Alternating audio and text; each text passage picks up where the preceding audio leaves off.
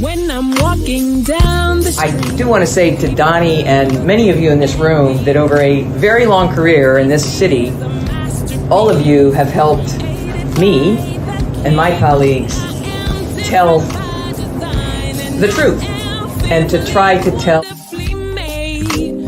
I may not look like you and you me, but my head up. I'm from South Carolina, so I just Got it. What does this event mean to you, Miss Peggy Morris? Oh, my heart. Happy 20th anniversary. My heart is about loving up on my sisters. Do you know what it feels like to have your sisters in the room? John. And dare to be different and unique. I'm gonna be the best me I can be by letting His glory shine through.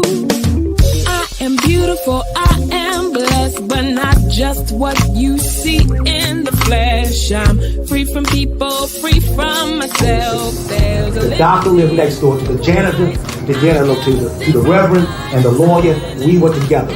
Now we get so high and mighty that you create stress for your society because you don't like poor black folks either. That's a health problem. Get yourself together so I can stop being taking care of geriatric people and get back to pediatrics. I thank you, Doni, for all you've done.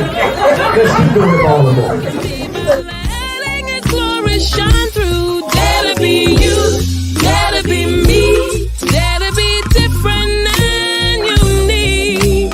I'm gonna be the best me I can be by letting His glory shine through.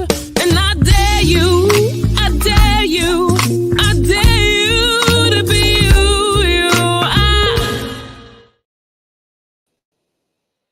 First name's Doni, last name's Glover, in it to win it for the long haul, baby. Good morning, everybody. Darius Hall in the house, the official mayor of Sandtown. So we've been working on improving this community, a 72 square block swath of land in historic West Baltimore for some time now. Going back to when Freddie Gray happened in 2015, we've had dozens of community meetings. And oh Lord, it has been challenging. But if you keep swinging, it's kind of like that fly that lands in a cup. Just keep pedaling, keep dog paddling, and sooner or later, the cat gonna come along and knock the cup of water over, and the fly lives to see another day. And that's kind of like how it is in Sandtown. Took a walk around the community this morning, and I am proud to report that despite some of the lingering challenges in this community, including Penn North, which is technically not Sandtown, one block out the way. Despite the pockets of despair, despite the hopelessness, you can see it on the faces of the people. There is hope.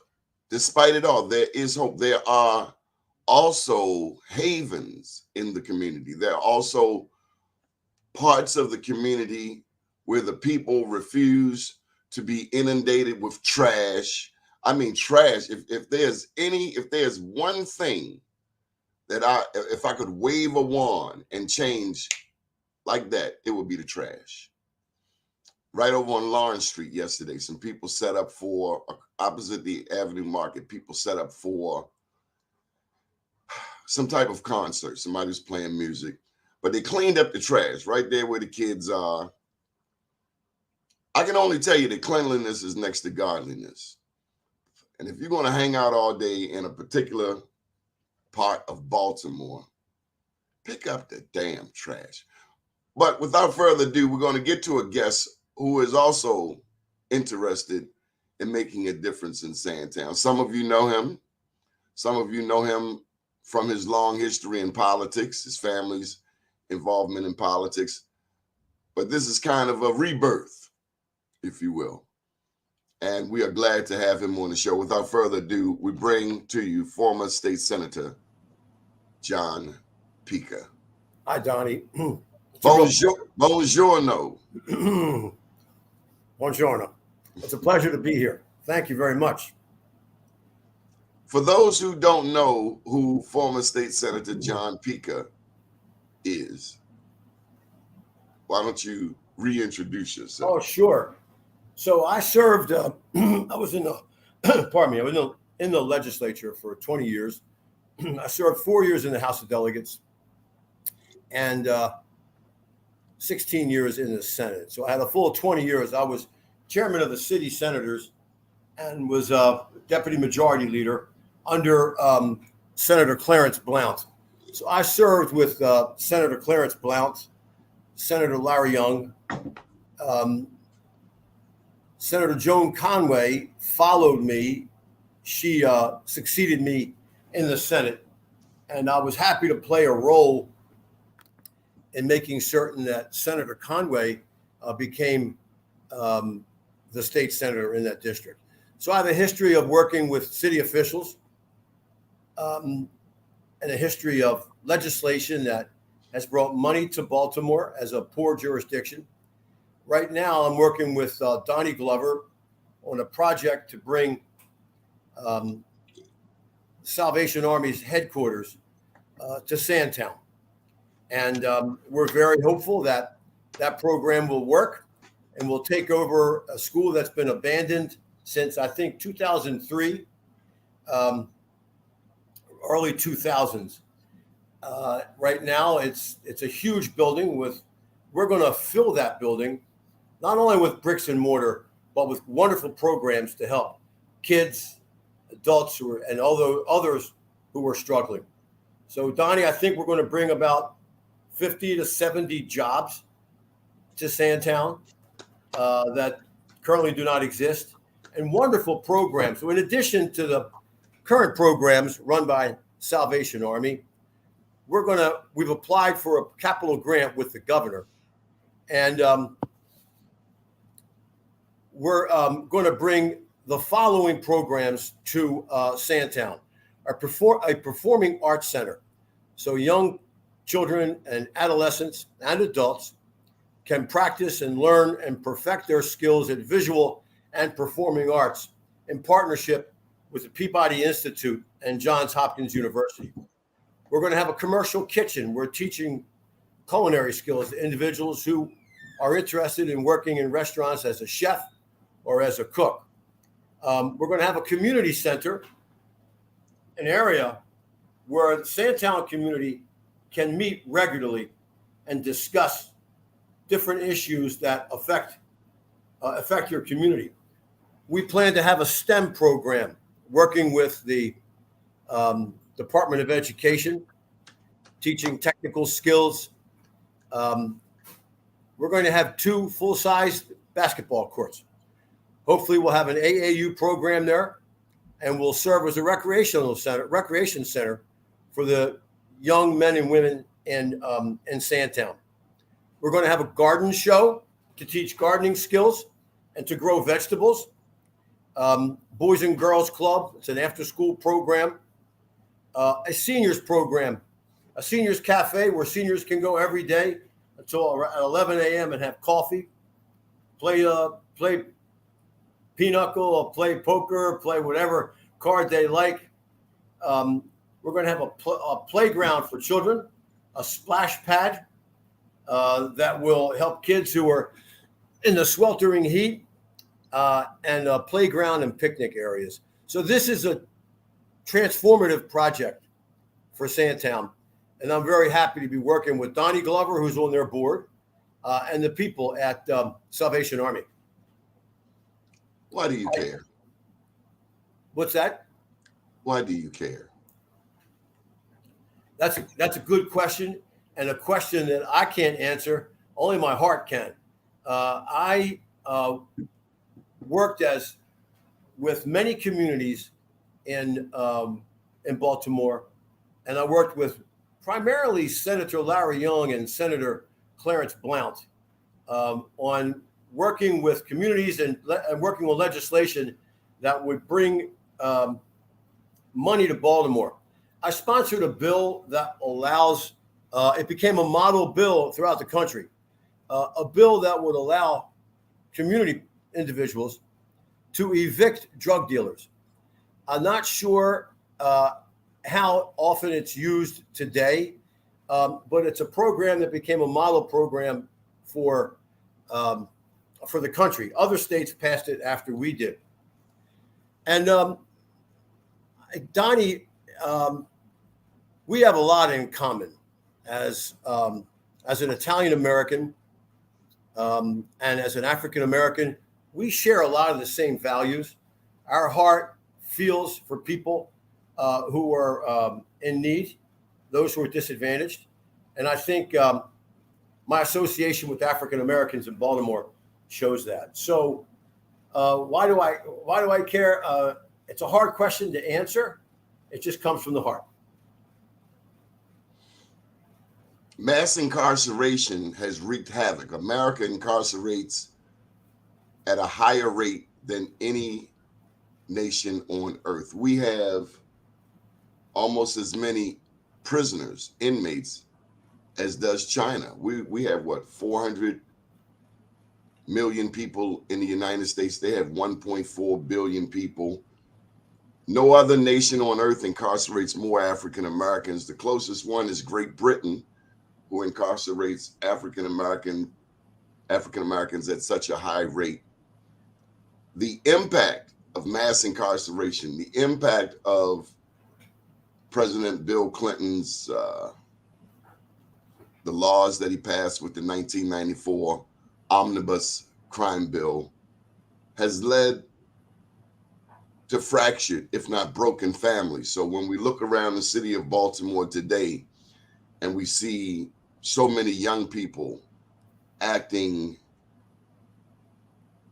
without remorse, acting violently, acting so off the chain, I think much of the challenge is the fact that there aren't a lot of men in their lives. We are making babies and not raising babies. Any thoughts on how to reverse the downward spiral of mass incarceration? Well, you mentioned how disproportionate the number of individuals are incarcerated in America. We have less than 5% of the world population, but we incarcerate 25% of all the prisoners in the world. So there has to be some kind of balance between who goes to prison and the laws we have that in the last few years are allowing a little more lawlessness at a minor level, which could grow into something larger or more criminal. But Doni, I don't know that the state can fix this. This is a federal problem.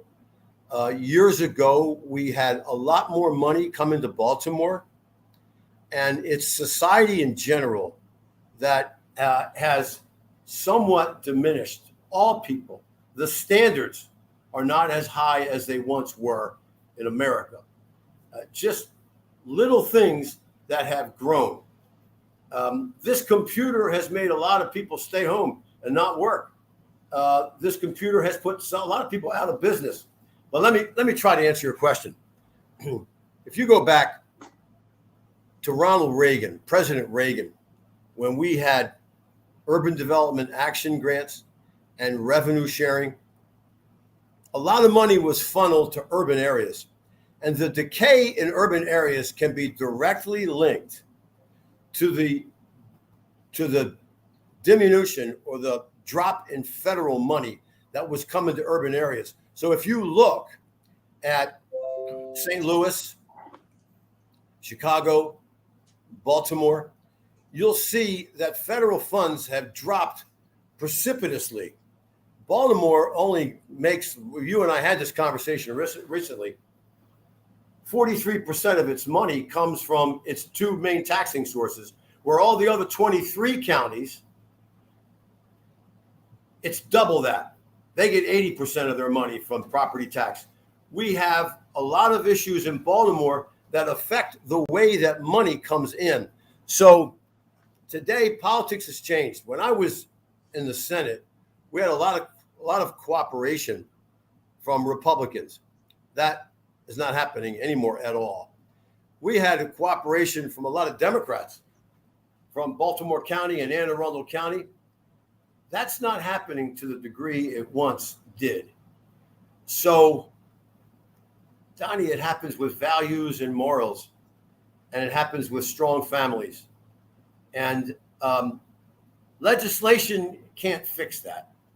But we can create reentry programs for prisoners who are just coming out of prison. We can create programs that lead to jobs, but the real jobs programs need to come from the federal government. Back when Senator Patrick Moynihan was the undersecretary at the Department of Labor, he railed against the welfare system. He said, we don't need welfare. We need jobs and education. We need a job for that father, so that father comes to the dinner table every night with his kids and works with them and talks about homework and what you're doing. And that's what you talked about when you said fathers aren't there as much as they once were. You ought to read, believe it or not, it's called the White Paper, for lack of a better term. But it's written by Daniel Patrick Moynihan back in the mid-'60s.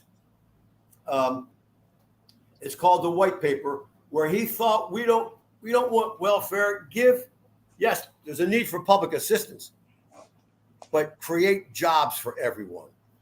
And look, we had a black president with a Democratic House and a Democratic Senate.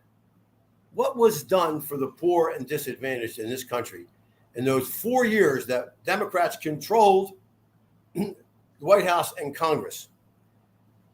You know the answer to that question. So at some point, it's the federal government that needs to care. You talk about reparations, you talk about bring jobs and money to the cities, bring pride with people and instill pride inside people, and you'll see change. It's not going to happen overnight. And Donnie, I don't know that it's going to happen at all with this government. This government seems to care more about corporate America than it does poor America. Tell me a little bit about Italian American history. Well, Italians came to this country, and if you take a look at what happened with abolition, post-slavery, a lot of African Americans left the South for good reason and moved north. That cheap labor was then supplanted by Italian Americans. The first, I hate to bring this up, but the first lynchings in this country were of Italian Americans. There were many Italian Americans who were wrongfully convicted, given the electric chair, and Italians shared that level of discrimination with African Americans, and it's an interesting story. But when they executed 2 Italian Americans for crimes they didn't commit, and when they lynched 11 African Americans in New Orleans for a crime they didn't commit, the Italian government, and this is going to seem funny, threatened to declare war against the United States after World War I. Now, America had no naval power at all after World War I, just about disarmed. Italy had the 4th largest naval power in the country. In the world. In the world. And they threatened to declare war. That's how Columbus Day was, as one of the concessions to Italy. America started Columbus Day. We didn't know too much about Columbus back then. We know more now. Some of it is revised history. I'm sure much of it is true. But Italians suffered through discrimination through the 20s, 30s, 40s, 50s. If you look at ghettos in urban areas, you'll find that's where African Americans, Italians, and Jews lived, because nobody wanted them. The house I was born in had no plumbing. You wanted to take a shower, you had to go around the corner to the bathhouse. Somebody brought a block of ice every Friday, and that's how you kept your food fresh and you kept it from spoiling.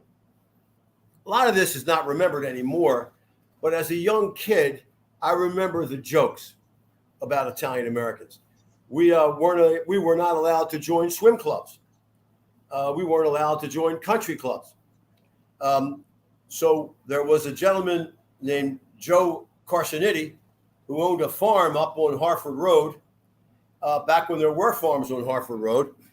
And a bunch of Italians went out there. We built our own swimming pool and a grill, and we had our own little Italian country club. So back before, I'd say before the 60s, most of it was more acute and prevalent, discrimination against Italian Americans. Tell me about Joan Carter Conway. Gosh, my sister. Who is she to you? She's my sister. I tease her a lot because she's a lot older than I am. Oh, you know there's going to be a fight now. You know you just started something. Is she coming? Is she on that? I wouldn't do that to you. She's only a year older than I am. So for those in the audience today who understand how a vacancy is filled, it's filled by the state central committee. Back then now the city has, I think, 7 central committee members per every district, every Senate district. At the time, we had 5. And I was the first Italian elected out to the Senate in Northeast Baltimore. There had never been an African American who even was asked to be on a ticket. So I selected Senator Conway to be on my ticket after our friend Kenny Webster brought up Tim Conway, a West Baltimore brother, yes, to him as well. And Tim, I said to Kenny Webster, what is Tim doing here? Go get his wife. I want her. And she lost narrowly. And then the following year, she was elected to the council. I left the Senate and controlled the number of votes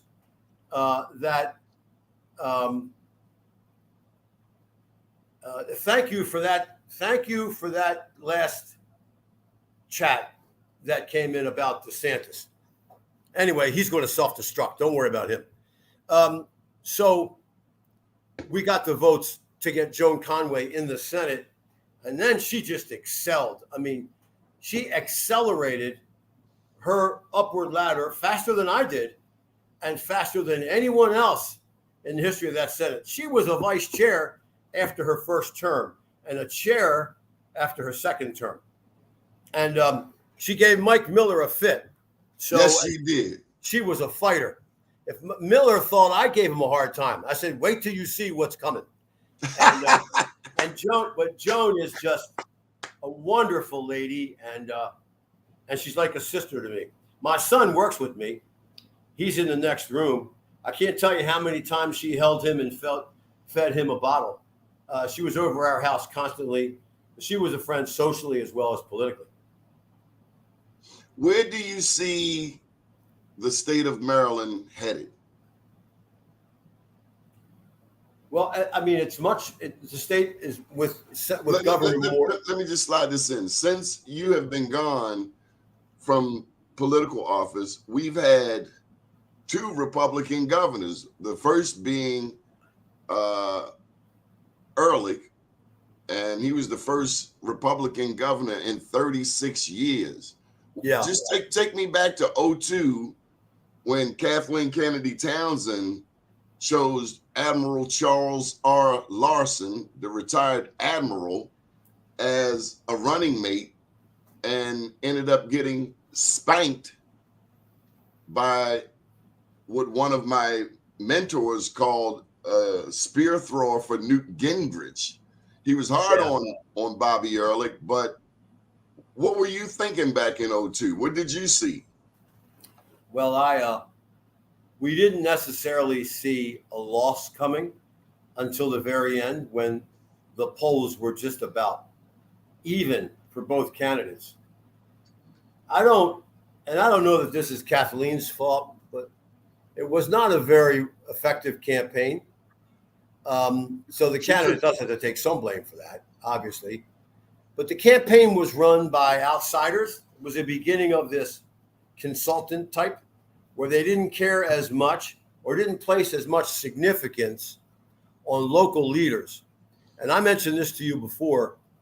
I pleaded with her campaign to name Senator Clarence Blount as lieutenant governor. And it just fell on deaf ears. Politics has changed dramatically. But if you look at how Ehrlich got in, Ehrlich came in after Paris Glendenning. There's usually fatigue after 8 years of any leader. There was clearly fatigue after Glendenning, and there was definitely fatigue after O'Malley. And those elections ended up going to Republicans. We see that the Republicans, their theory of helping poor America never really has worked. In theory, it makes sense, but in practice, it never trickles down. Too many people take a bite out of it or drink out of it before it trickles down to the poor. But we've had liberal leaders in this country. Nothing has really changed. Although I'll say this, when I was a kid, if I ventured out, if I jumped on the number 8 bus, whether I was riding on the back of it, on the fender, or whether I had enough money to get inside, when you went to Sandtown Mall, you didn't see African Americans. There wasn't as much wealth among African Americans as there is today. And there really is real wealth among African Americans. But in the cities, in those areas where there's desperation, there's crime, there's trash, and there's a lack of hope among a lot of people. But Doni, people like you are the ones who give others who don't have your platform a lot of hope. And I mean that. I think my car's going to get towed.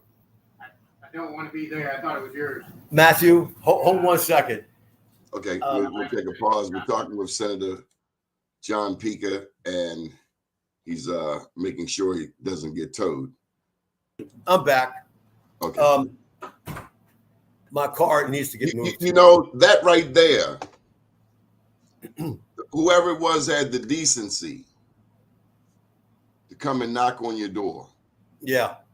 It's not a black thing. It's not a white thing. It's not Italian. It's not non-Italian. It's just a people thing. What do we do to remove, to counter all of the isms, religion, political party? You went to this school, I went to that school. Where's the love, Senator Pica? Where is the love? Well, first we got to get rid of this thing. This damn iPhone. That takes away. I mean, kids today, I tell my kids, can't you use punctuation when you send me a text message? Can't you use capital letters? Standards aren't what they used to be. Now that's not what's wrong with. I don't know. I mean, there are a lot of people who do care, and you know that, Doni. Today, meeting you was refreshing, actually. Well, it was first the same of with all, it's not too often that I meet non-African Americans who are as comfortable walking through Sandtown as I am. Yeah, well, who are not buying dope. I'm comfortable. I'm a city boy, and we grew up hanging out with African Americans. We grew up fighting African Americans. It was different back then. It was, there was a certain level of bravado that you have as much as I do. Today, things are more egocentric. Things are more about me than they were about others. And I don't know. I don't know how that changes, but it changes with values. It changes with parenting. And if you were brought up a certain way, whether you were African American or whether you were Caucasian, your values are going to be what your parents taught you. So And tell me about that. What did your parents instill in you? How did you not become disaffected by the color of someone's skin or their religion or what part of town they were from or their class and their station in life? Yeah. Well, first thing my parents instilled in me was fear. Very good. I was afraid of my father, and Damn I can right. tell you, my mother delivered some of the beatings that were much worse than what my dad did. So I learned certain things because I didn't want to get in trouble. But you know, when you have a family, my mom was one of 15 kids. My dad was one of 5, and we were just taught to respect others. It's all about respect and appreciate the cultures of others. If you can't appreciate what others do and what others have gone through, well, then you're selfish. And you'll never really appreciate the beauty of God's tapestry the way it's meant to be appreciated. And that's what my parents taught me, to respect others and appreciate other people. It's easy. It's not hard to say yes, sir, and no, sir, yes, ma'am, please, and thank you. Those 4 or 5 things are all you need to start being a respectful individual. And that's what you have. And that's what I hope I have from my parents. And my dad was a wild man. Don't get me wrong. My dad was a character. And I've told you some of his stories. But, you know, my mom taught me to be close to Jesus Christ. And my father reminded me every day, hey, kid, you're still human. So I had that dichotomy within my house of a very religious woman and a very practical individual, my dad. How'd you get into politics? Look at that, Douglas and Jeffrey Page. Yeah. Thank you, sir. Oh, hi, Darius. Well, my dad was in office. My dad was a Baltimore City councilman. Back when Baltimore had 1/2 of the state's population. So Baltimore carried What? Half of the population in the state? half. We had 996,000 people, almost 1 million, and the state had 2 million people. That's all. That was in early 1960s. Have you read the book Not in My Neighborhood? Antero Patella. Yeah. I'm familiar. So you see what the transportation system was to help whites get out of Baltimore. That's what they wanted. They wanted to leave Baltimore City. And it created massive flight out of the city. But a Baltimore City councilman was more powerful back then than the president of the Maryland Senate. They controlled, because Baltimore City had 13 senators back then. Baltimore County had 1. The Eastern Shore had 3 or 4. Before one man, one vote. So before one man, one vote, Baltimore City, Tommy D'Alessandro, when he was Big Tommy, when he was the mayor, he was as powerful as the governor. So to answer the question, I give long-winded answers. I'm sorry. To answer your question, my son just laughed. My dad was in politics, and I remember the political fundraisers. And I thought, I went to school at Villanova University, and I majored in political science. Not that that means a whole lot, but the interest in politics was there as a young kid. I remember I was Lyndon Johnson in my I was President Kennedy in my debate when I was in I represented Senator Kennedy running for president, and someone else represented. We had a debate. I'm sure I had no idea what I was talking about. I was in the 6th grade, but I was interested in politics back then. And then I remember talking to Captain Tony Imbruglia, Baltimore City Police Captain. And I told him what my plan was. I was 23, and I said, Captain Imbruglia, here's what I would like to do. He treated me to lunch at Villegia's. And I said, I want to go to law school and become an attorney. And then I want to work in the Attorney General's office. And then I want to be involved in community activities, community associations, and I want to help people from there. And after that, I want to run for office. And I want to know if you can help me. He said, I'll help you, but by the time you do that, I'll be dead. He said, there's an election in September. You run for the House of Delegates now, and I'll do all I can to help you. So I got in my car, and in the rearview mirror, I was making speeches, thinking I'm running for the House of Delegates, and that's what I did at 24 years old. And then I was able to get elected to the Senate 4 years later when Harry Hughes selected Joe Curran as his lieutenant governor, and I ran for the Senate 4 years later. Were you the youngest state senator in the history of the state? Up until Senator Bill Ferguson. So I was 28. Ferguson got into 27. I was a young man, and I learned from these giants who were there. Senator Blount was probably my closest. Larry Young, Senator Blount, Senator Young, and I did a lot together, a lot. Appointed jobs, appointments, and created programs. Larry Young and I worked on programs to allow kids to take the MTA school bus without having to pay a school fare. We worked on programs to provide lunches for kids. Our senators still care, but it's a little, politics is a little different now. I got to ask you, do you remember Clarence Mitchell III at all? Chocolate Thunder? The bear. Chocolate Thunder. He called me the Italian Stallion, and I called him Chocolate Thunder. Do I remember him? Oh, my God. He was my seatmate in committee. And a couple of times I had to elbow him when I heard a slight snore. But he was very close to me, and we were good friends. And Clarence had that spirit where he just made you feel you were part of him and he was part of you. He was a lot of fun. And Michael has the same personality.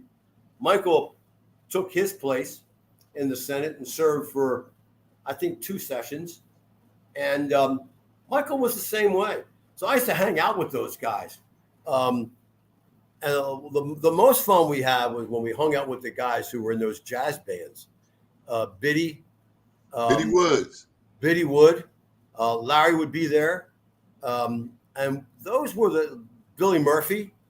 Those were the days where we would actually sit and not want to leave, not want to go home. Just sit and talk. We learned so much from each other, and we fed off each other. It was it was a different time. It was just a different time. I wish it would come back.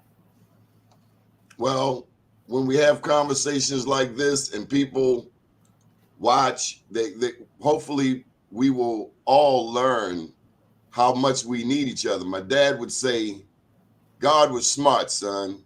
He didn't put all of the natural resources in just one place. He spread them all across the world. I said, well, why? He said, so that we would be interdependent on each other. Nobody has everything. We need each other. You're 100% correct. Well, look, we had that feeling just a week ago when you, Kenny, and I, my son, had lunch.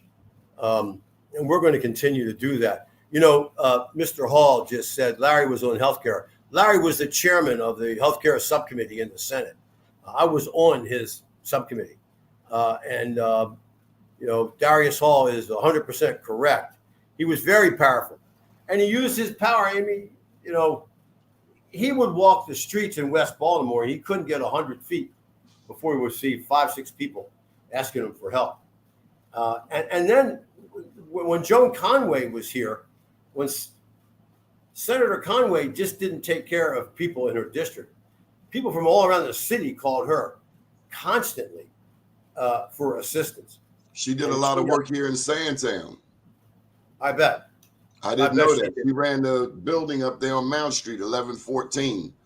Highly involved. I had no idea. I came about on the scene just after she had left, because all I really knew of her was Northeast Baltimore. But I did know her husband, Tim, because he ran the boxing gym at North in Utah, at Utah Gardens. Him, Larry Middleton. And so you speak of so much history, even history in the Black community that a lot of Black people don't know. As we have 20 minutes or so left, I have to ask you a most critical question. What role did education play in your trajectory? Oh, it was everything. It was everything. It was. I remember the nuns mostly, the school sisters of Notre Dame, and the fear they instilled in you. But learning how to write, learning how to comprehend, and learning how to share knowledge throughout my, at Mount St. Joseph, in grade school at St. Mary's Govans, and then at Villanova University. It just, education is not so, well, it is so much. There's an equal level of the experience of education. You can learn, but if you show up for your classes every day and you do your homework and you show up on time and you get the credits you need to advance to high school and to college, well, then you're trained.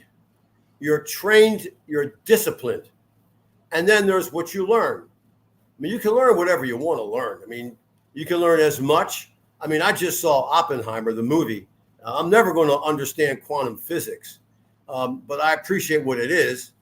And I appreciate that people who go through and do quantum physics might not be able to put together a paragraph. So I learned the English side and the reading side, but the mathematics side is left to other people. And that's how we become well-rounded. Education was everything, to me at least, individually. Now, did you play any professors? I'm sorry. Did you play any instrument? No. I played lacrosse in college.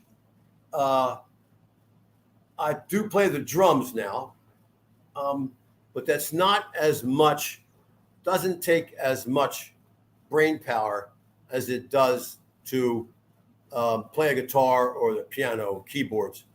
But no. How about you? Are you a musician? Yeah, I play the piano. But that's wonderful. I don't know about that. The drummer sets the beat. You have to keep a beat. Now, I don't know that I can keep a beat for an entire 2.5, 3 minute song. That's discipline. So there's a drummer that comes out of Baltimore named Dennis Chambers, and us locals hail him as the greatest drummer in the world. Well, are you familiar with the Amen or Amen break? I am not. Yeah, that is an African-American drummer in a small African-American band created the break. Well, I can't do it. Well, but if you ever Google on YouTube, Amen, they pronounce it Amen. The Amen break was created by an individual that no drummer used prior to this drummer, and they have a page because this guy's never gotten a royalty from anybody. So if you steal somebody's lyrics, you're going to get sued. Everybody now uses that drum break when the different syncopation between a regular beat and then when you go into a new beat. This African-American drummer created that. So I actually made a contribution. On the page it says, we don't get any royalties.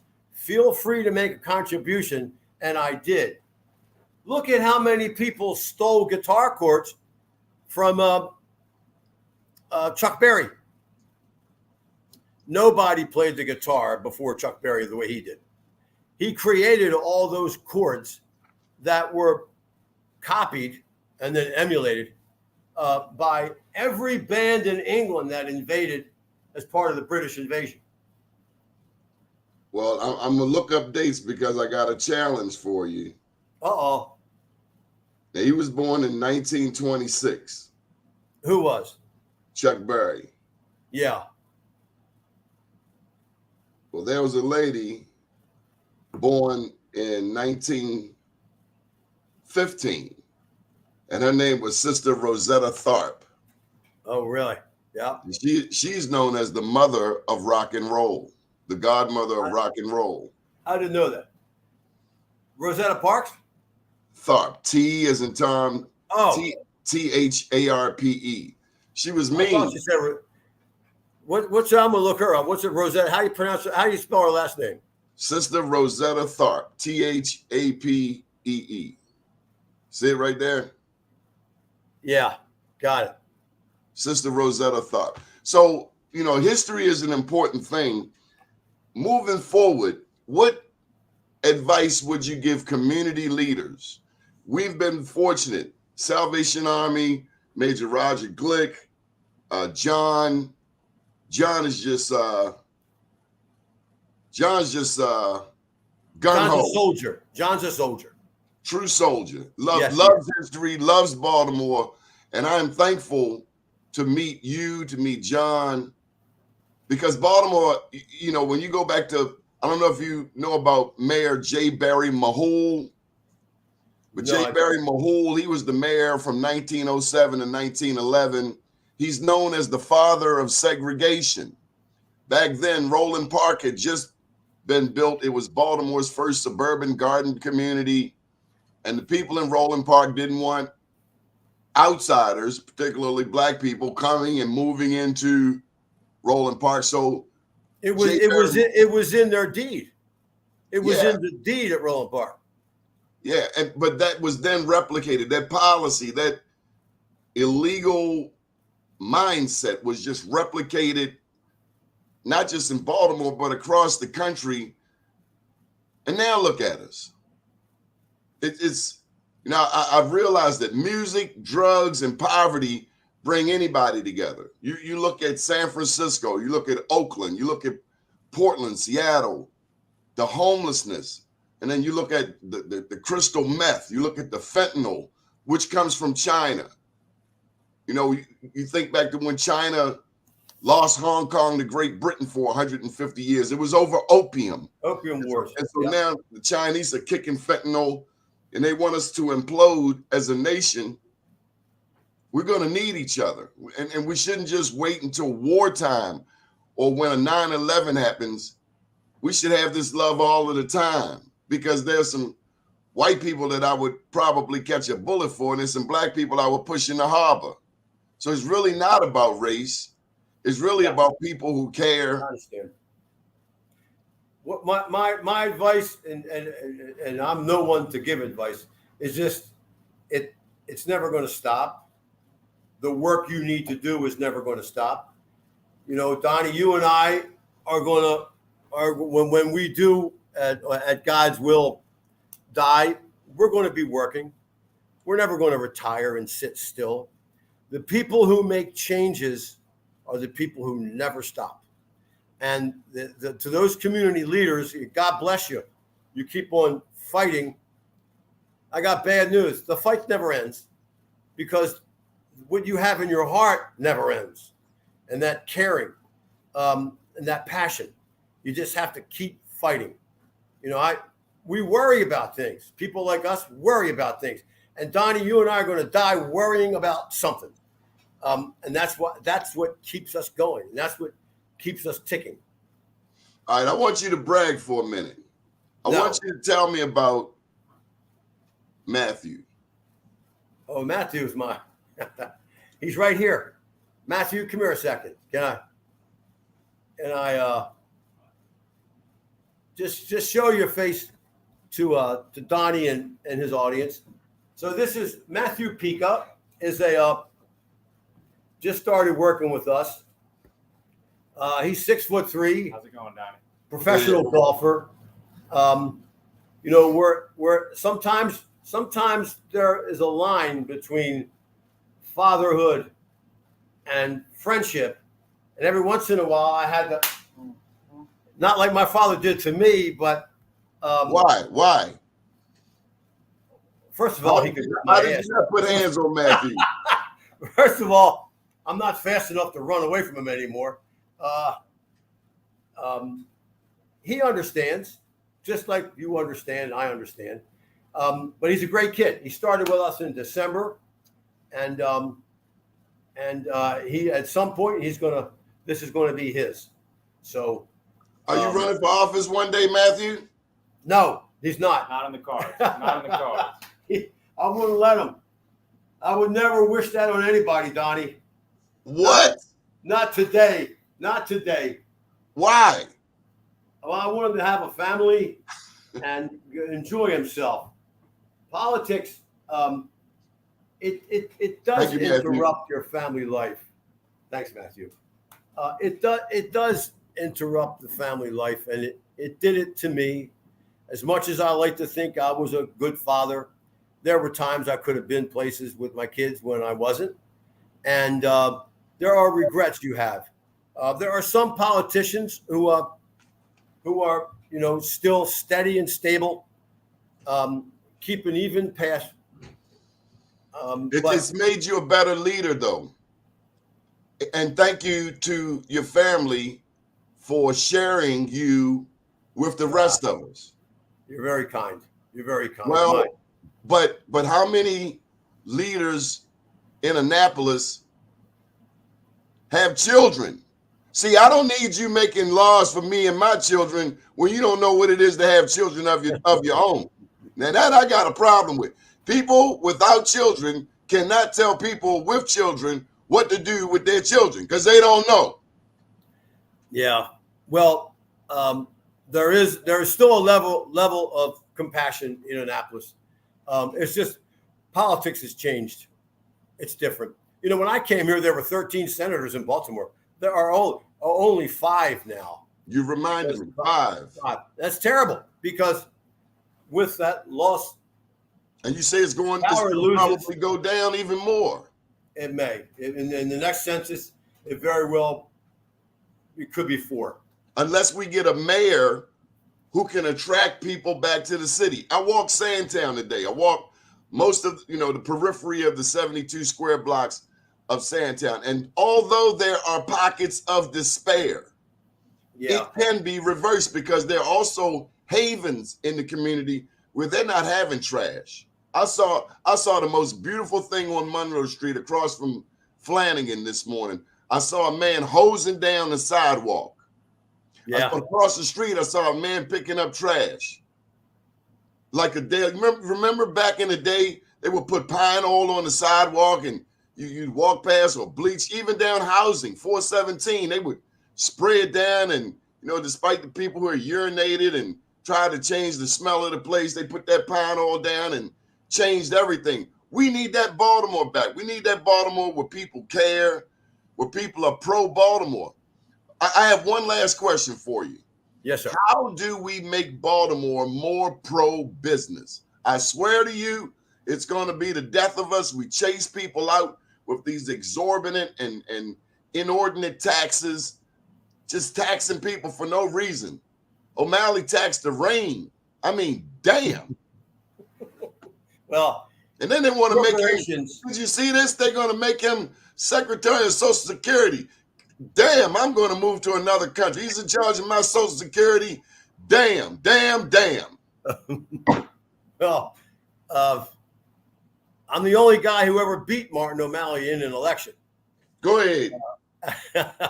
We're friends now. Corporations look at education system, the level of crime, and taxes. Baltimore. Say it again. They look at education.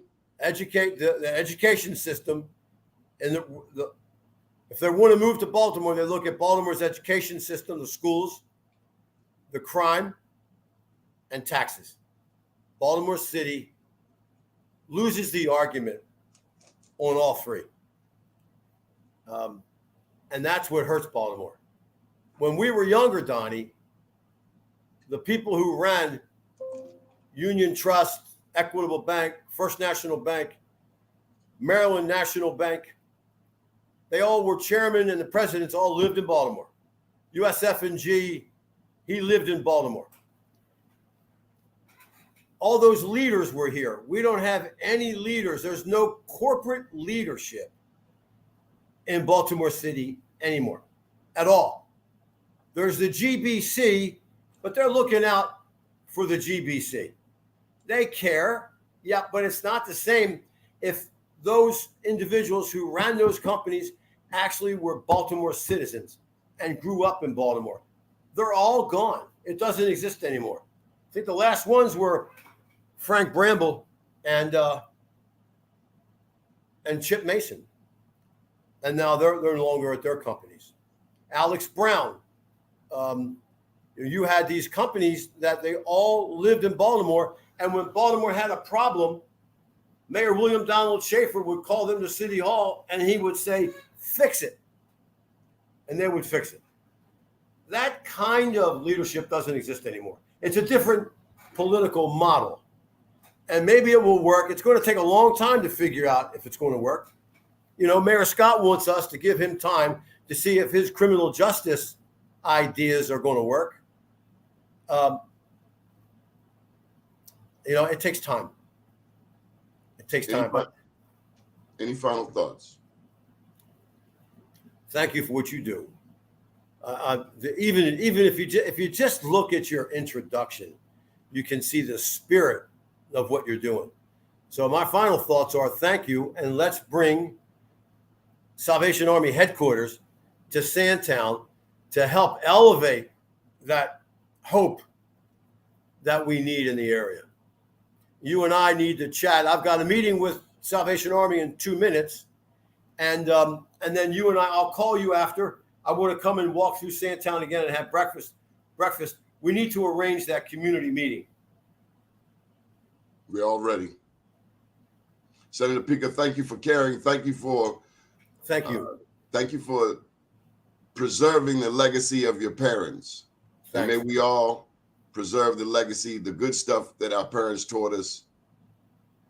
God bless you. Yeah, thank you, sir. Thank you very much. Good morning, world.